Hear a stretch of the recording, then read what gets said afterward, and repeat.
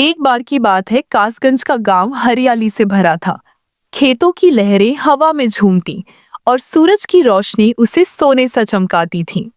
गांव में रमेश नाम का लड़का रहता था, जो अपनी शरारतों और कल्पनाओं के लिए मशहूर था और हमेशा हंसते खेलते रहता। रमेश हर सुबह उठकर अपनी बैलगाड़ी और अपने साथी बैल गोपाल को चूमता, जैसे वो उसका सबसे बड़ा दोस्त हो। हरिप्रसाद रमेश के पिता साधारण किसान थे, जो जीवन भर मिट्टी से जुड़े रहते और मेहनत करते रहते। मानसून आया और बारिश से खेत डूब गए। हरिप्रसाद परेशान थे कि इस बार फसल और बैल दोनों खतरे में पड़ जाएंगे। रमेश हंसकर बोला, बापू चिंता मत करो, मेरा गोपाल तो जादुई है, सब संभाल लेगा।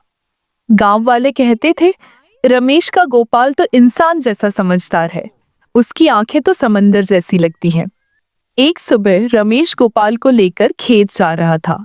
रास्ते में पुराने पेड़ के नीचे एक टूटी मूर्ति रखी हुई थी। अचानक गोपाल फिसलकर गड्ढे में गिरा और रमेश भी उसके साथ कीचड़ में जा गिरा। दोनों पूरी तरह गंदे हो गए। रमेश हंसकर बोला, गोपाल भैया तू सच्चा दोस्त है, गिरा तो साथ में और उठेगा भी साथ में। खेत पहुंचकर रमेश ने हल जोता, लेकिन बारिश से गीली मिट्टी में हल बार बार फंस रहा था और रमेश थक गया। रमेश सिर पकड़कर बैठ गया। गोपाल अब क्या करे, फसल बोने का समय निकल जाएगा। गोपाल ने हल को सींग से छुआ, हल चमक उठा। रमेश चौंका, गोपाल तू तो सचमुच जादुई है।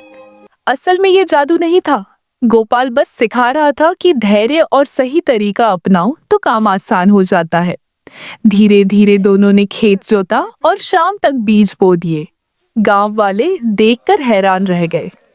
श्यामलाल ने देखा कि रमेश का गोपाल कितना ताकतवर है और उसने उसे चुराने की योजना बना डाली। रात में श्यामलाल रमेश के घर आया और रस्सी से गोपाल को बांधने की कोशिश करने लगा।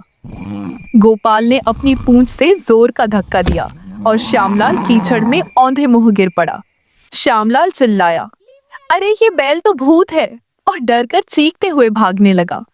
रमेश बाहर आया और हंसते हुए बोला, चाचा चोरी का फल कभी मीठा नहीं होता, गोपाल मेरा भाई है। अगले दिन गांव में खबर फैल गई और सब लोग श्यामलाल की करतूत पर हंसने लगे।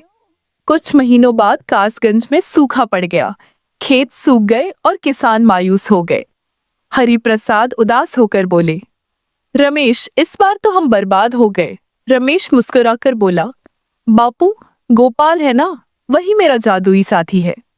गांव के बुजुर्गों ने कहा, जानवरों को भगवान मानो, विश्वास ही सबसे बड़ी ताकत है। रमेश ने गोपाल संग तय किया कि वो दूर तालाब से पानी लाकर खेतों को बचाएगा। रास्ता लंबा और पहाड़ी था।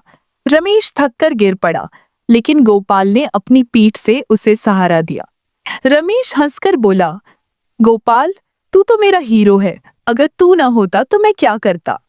दोनों ने मिलकर खेत तक पानी पहुंचाया और गांव वाले देखकर दंग रह गए। गांव में मेले का दिन आया। रमेश गोपाल को लेकर पहुंचा और वहां एक जादूगर खेल दिखा रहा था। जादूगर ने गोपाल को देखा और बोला, ये बैल तो असली जादू है, क्या ये मेरे साथ शो करेगा।